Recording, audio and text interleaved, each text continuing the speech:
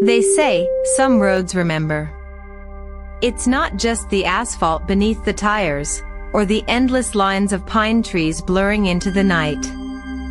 It's more than the mileage markers or the faded billboards. They remember the journeys. They remember the lives. The people who passed through, and sometimes, the things that happened there. I always thought it was just an old wives' tale, something truckers whispered over lukewarm coffee at desolate diners. A bit of folklore to pass the lonely hours. I never truly believed any of it. Not really. Not until I took that route.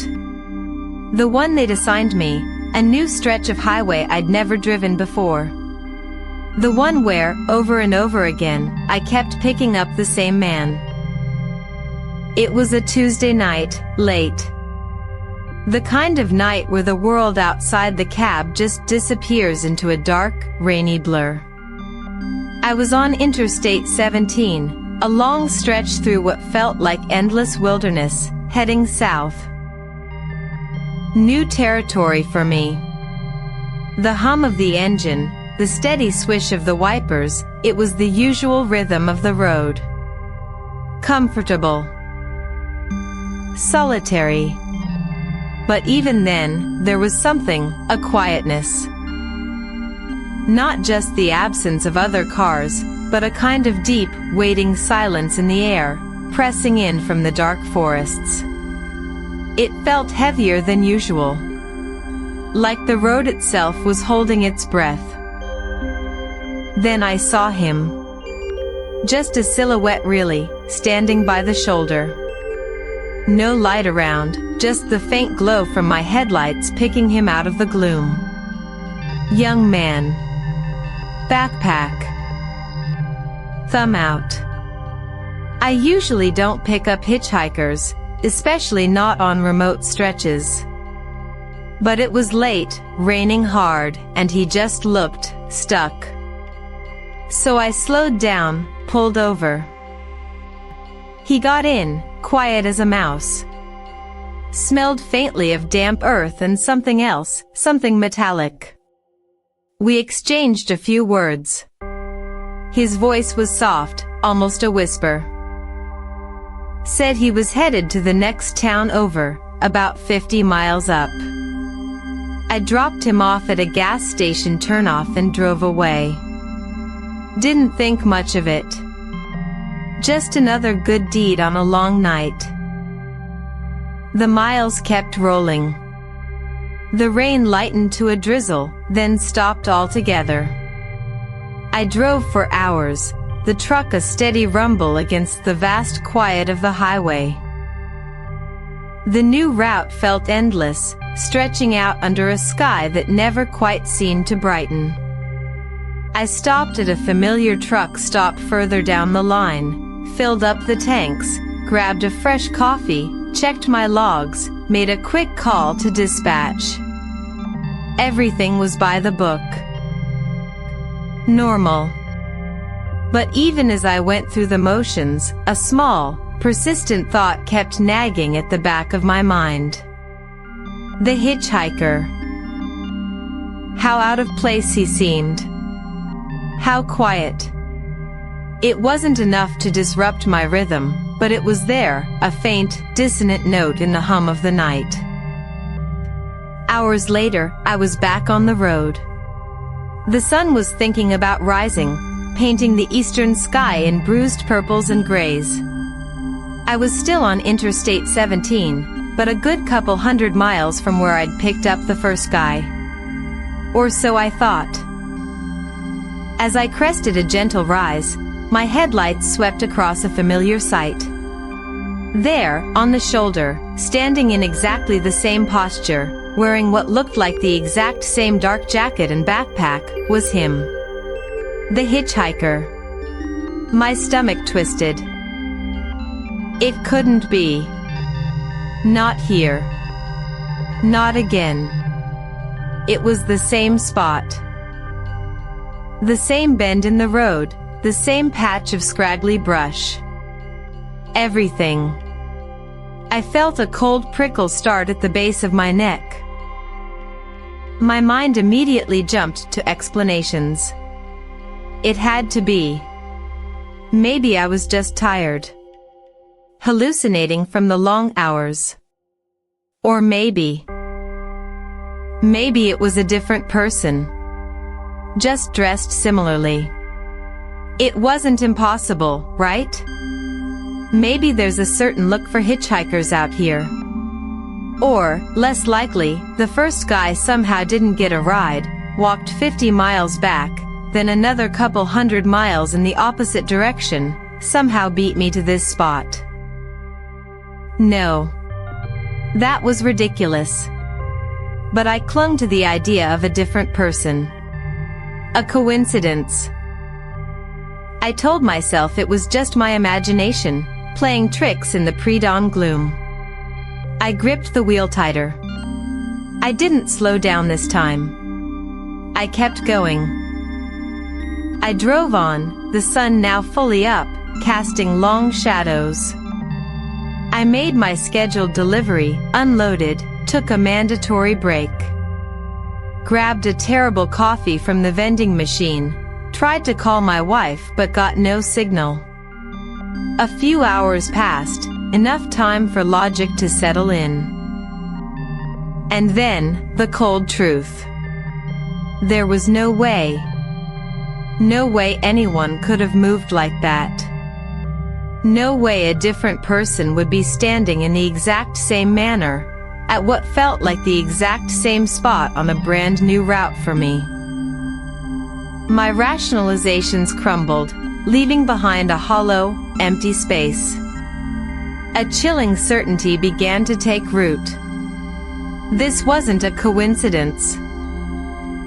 This wasn't a trick of the light or fatigue.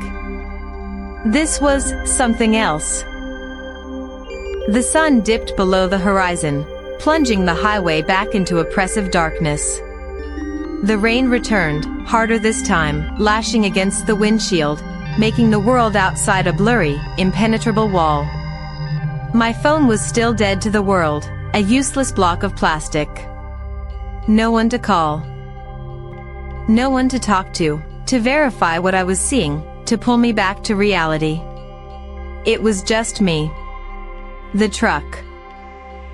And this endless, unfamiliar road. Every mile felt like a deeper plunge into isolation. The silence inside the cab, broken only by the engine's drone and the wiper's frantic rhythm, became a heavy, suffocating blanket. I started feeling watched. Like the vast, dark expanse around me wasn't empty at all, but waiting. Anticipating. And then, he was there. Again.